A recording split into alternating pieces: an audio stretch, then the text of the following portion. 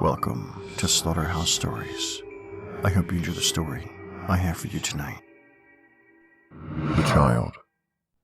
It was maybe 2 weeks ago when I talked to my grandpa about an entity he said was the reason he was put into the loony bin.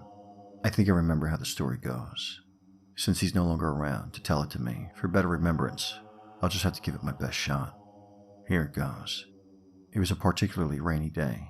The streets of my small city were empty, save a woman I saw at North 12th Street, just standing there with her umbrella. I ignored the old woman and kept on driving towards my house, as I heard the rain was going to start pouring down ferociously in just about an hour. I arrived at my house in minutes, and I hurried to my front door so I could get out of the rain. Then I noticed an old lady at the top of my street. Had that been the same lady I saw on North 12th? No, this lady had a different umbrella, although they did look the same. I decided I would think about that later, after I got inside the house and out of the rain. As I made it inside, I noticed foot tracks going through my house, toward the kitchen. I had an alarm system, so if it was someone I didn't know, it would have gone off. It had to have been my girlfriend. I was so worried. Yet it was only common sense that it was my girl.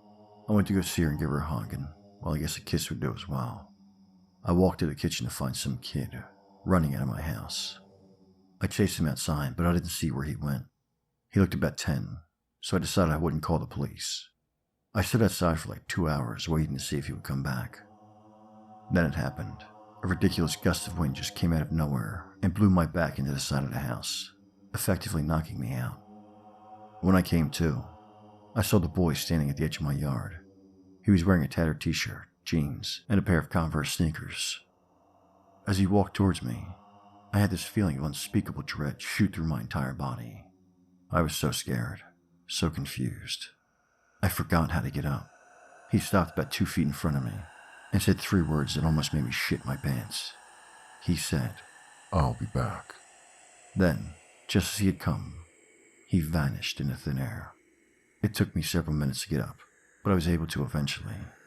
But as I started to go for my door, I saw that same lady was at the top of my street staring at me from where she was before, saying something to herself. I couldn't make out what she was saying since she was so far away, so I just went back into the house.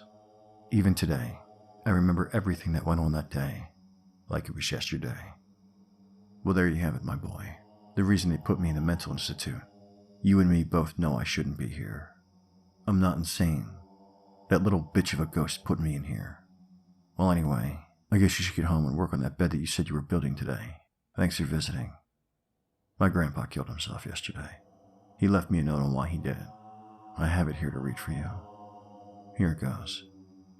If you're reading this, I've ended my life, even if only a few days early. Anyway, I couldn't take being awake any longer after the dream I had last night. That boy entity thing came into my dream and told me that he would be back the following day. He would attack my sanity by sending me images in my brain, giving me the worst physical pains I could handle, and slaughter my entire family to attack my emotions. I didn't want to stay alive for any of this, so I killed myself. I couldn't stay alive to see the family die, especially you, my favorite grandson. Keep that a secret. I don't know if he's still going to kill you, so keep a watch out for anything, especially a lady with an umbrella with green and white stripes. With love, Pappy. That was the last I ever heard from my grandpa. His funeral's on the 23rd of April. I don't want to go, but I owe it to my pap. Well, I guess I better go finish that bed I was working on. Oh, wait a minute. There's someone at my door. Looks like some sort of kid. Probably kicked a ball in my backyard. That's it from me. Goodbye for now. Thank you for listening. If you enjoyed tonight's story, please like, share, and subscribe. And until next time, Stay spooky.